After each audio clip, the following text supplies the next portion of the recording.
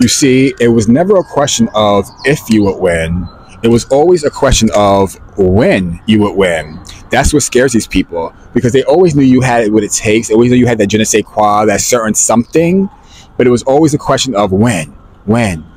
They might have told you you're never going to win. They might have told you wasn't going to be shit, but they knew that wasn't true. They were projecting their own feelings of inadequacy onto you in hopes that you would believe what they were saying, in hopes that you would believe, you know, that you were not sufficient, that you were not that person that you were supposed to be. So when they did that, they were just hoping and praying on a wishing and a prayer that you would believe their negative thoughts, because at the end of the day, people don't attack what is not sufficient. Why would they waste their time attacking something that they knew wouldn't win? Why would they waste their time attacking someone they knew wasn't enough? Why would they waste their time attacking someone that they knew wasn't talented? They don't bother untalented people. They don't bother good-looking people. I mean, not people that are not good-looking, not talented. They don't bother people who don't have the tools.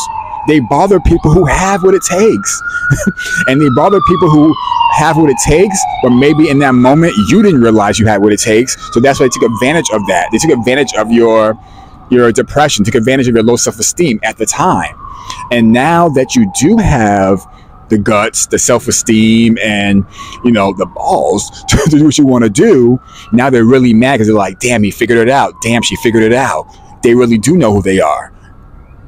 They really do know who they are. So they really feel stupid that they underestimated the fact that you would actually snap out of whatever stagnation spell or whatever spell that you were under. And it doesn't even have to, you have to even went to, you know, a witch doctor to try to do this to you. Just by them speaking those words, that's a spell.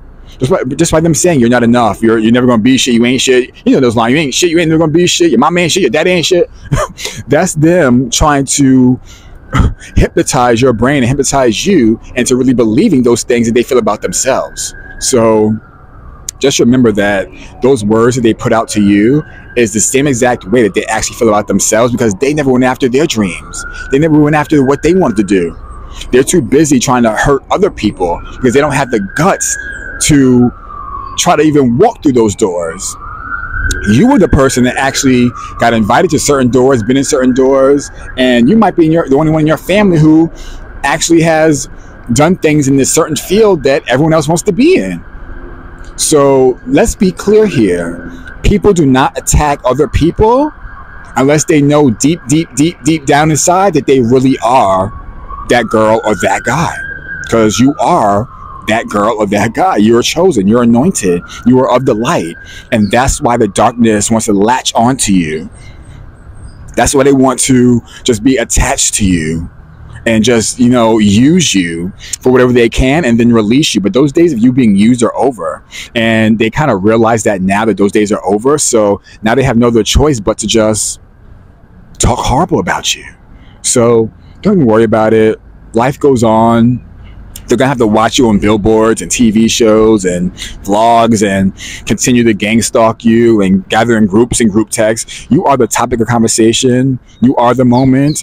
You are the icon, and you are the legend.